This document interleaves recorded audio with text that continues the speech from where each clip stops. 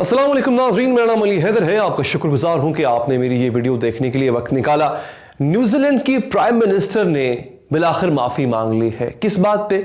आपको याद है 2019 पे एक मस्जिद पर एक सफ़ेद फाम शिद्दत पसंद ने हमला किया था और 51 नमाजियों को शहीद किया था।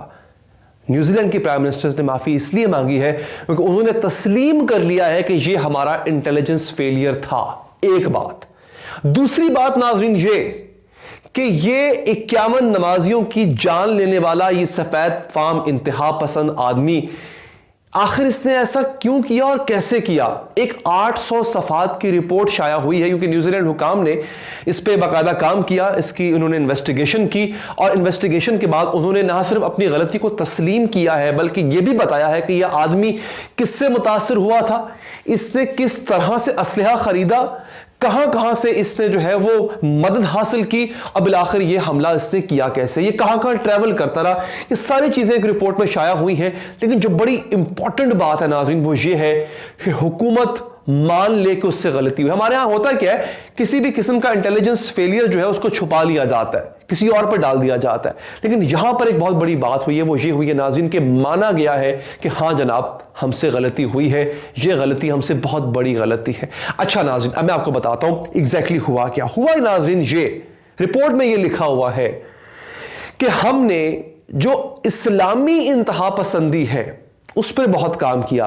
यानी न्यूजीलैंड की जो इंटेलिजेंस एजेंसीज थी वो इस्लामी इंतहा पसंदी पर बहुत गहरी नजर रखे हुए थी। मतलब मसाजिद में क्या हो रहा है, मौलवी हजरात क्या कर रहे हैं, अगर किसी ने दाढ़ी रखी हुई है तो वो क्या कर रहा है, ठीक है, इस पे इनकी बहुत नजर थी और हमेशा होती है। ये अमेरिका में, यूरोप में ऐसा ही होता है। जिनको जो देखते हैं वहां से मेरी वीडियोस अमेरिका या यूरोप में, उनको पता होगा।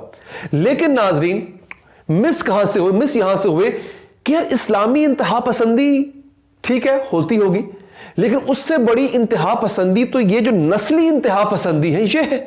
इन्होंने मुसलमानों पर तो नजर रखी लेकिन अपने जो सफेद फाम और राइट विंग जो उनकी जमातें या राइट विंग सोच रखने वाले लोग थे उनका इन्होंने पता ही नहीं किया। लेकिन बिलाखिर इन्होंने मान लिया कि यह हमारी बहुत बड़ी भूल थी, यह हमारी बहुत बड़ी गलती थी। ऐसी नफरत जो है वो सफेद फामों में पलती रही, हमारी तवज्जो जो है मुसलमानों पर रही। अब मैं आपको बताता हूं कि इस बंदे ने जिसने ये कार्रवाई की थी, घिनौनी कार्रवाई की थी, इसमें यह कामयाब किस तरह हुआ। आप जानकर हैरान होंगे नाजरीन। ये पूरा ऑपरेशन गन चलाना और खुद को जो है वो खामोशी से किसी जगह पर लेकर जाना, किसी को पता ना चले, सिक्योरिटी को पास करना, ये सारा कुछ इस बंदे ने यूट्यूब से सीखा है।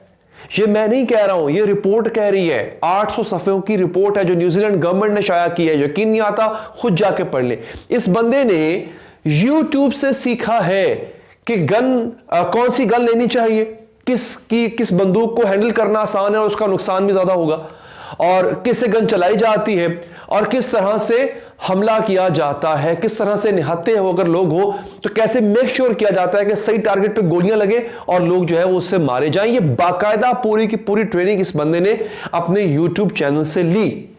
अब रिपोर्ट आगे क्या लिखती है? रिपोर्ट ये लिखती है कि न्यूजीलैंड में असलहा खरीदने के लिए आपको कम से कम 2 रेफरेंसेस चाहिए होते हैं। आपको ये पता होना चाहिए कि आप अगर असलहा खरीदने जा रहे हो तो कम से कम 2 बंदे आपके जानने वाले हों जो आपकी जमानत दें उस असलहा डीलर को।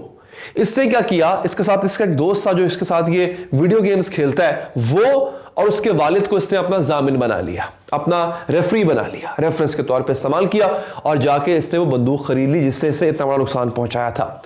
अब न्यूजीलैंड की गवर्नमेंट नाज़रीन ये सोच रही है कि ऐसे कवानीन लाए जाएं जिससे पहले तो जो गन कंट्रोल है उस पर काम हो कि आपने अगर किसी ने गन खरीदनी है तो वो जो रेफरेंस देने वाले जो जामिन होते हैं वो इस शख्स को अच्छी तरह जानते हो और कल को उस शख्स के असलहे से अगर किसी को नुकसान पहुंचता है फिर जो जमानत देने वाले लोग होते हैं, जिम्मी जो होते हैं उनको पकड़ा जाए। ये बाकायदा कानून में तरमीम का सोचा जा रहा है। इसके साथ साथ इंटेलिजेंस को अब जो है उसका दायरेकार बढ़ा के नाजरीन जो सफेद फार्म लोग हैं उनकी तरफ भी ले जाया जा रहा है।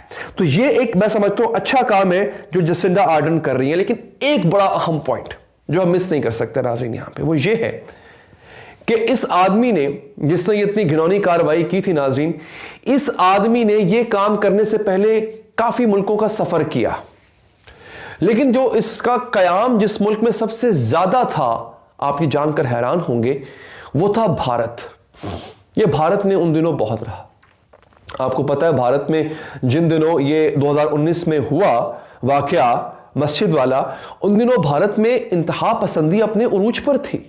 आज भी उरूज पर है, लेकिन 2019 में तो अपने उरूज पर थी। और 2019 में मुसलमानों को नफरत की निगाह से देखना शुरू कर दिया गया था। मुसलमानों के खिलाफ भारत में क्या क्या नहीं हो रहा था नाज़रीन उन दिनों में। तो इसमें यह भी एहतमाल जाहिर किया जा रहा है कि इसका भारत जाना भी सबब बना कि इसके दिल में, इस आदमी के दिल में मुसलमानों के लिए इतनी नफरत जागी। भारत में क्या हो रहा है आप बेहतर जानते हैं, मुझे आपको बताने की जरूरत नहीं है।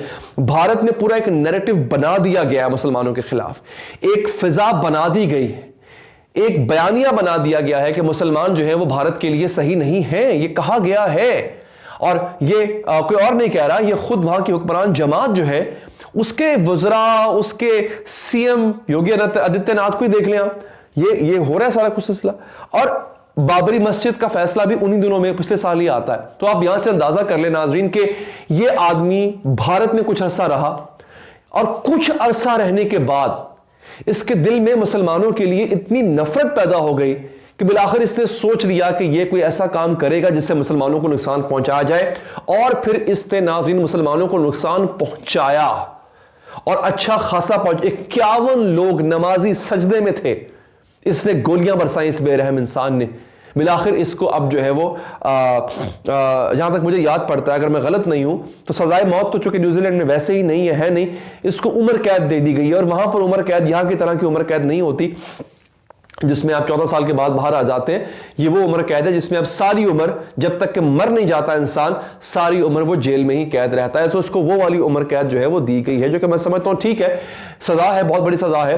मौत की सजा भी शायद बड़ी होती है, लेकिन एक ही छोटे से सेल के अंदर, एक पिंजरे के अंदर, ये यूं समझ के रहना कि सारी जिंदगी आपने इधर ही रहना है, आप बाहर नहीं निकल सकते, मौत भी उधर ही आनी है, ये भी मेरे ख्याल एक बहुत बड़ी सजा होती है। इस शख्स को सजा दी गई है। तो नाज़रीन, ये वो खबर थी, मैंने समझा बहुत जरूरी है आप तक पहुंचाना कि बिलाखिर न्यूजीलैंड की हुकूमत ने इस सानहे की जिम्मेदारी खुद पर भी ली है, जो कि मैं समझता हूं बहुत बड़ा इकदाम है। ये वीडियो अगर आपको पसंद आई हो नाज़रीन तो लाइक कीजिएगा, फीडबैक देने के लिए कमेंट कीजिएगा, और आखिर में अगर आप चाहें तो चैनल को सब्सक्राइब करके बेल का बटन प्रेस करें ताकि आप तक ऐसी अपडेट्स पहुंचती रहें। मुझे दीजिए इजाजत, अल्लाह निगहबान।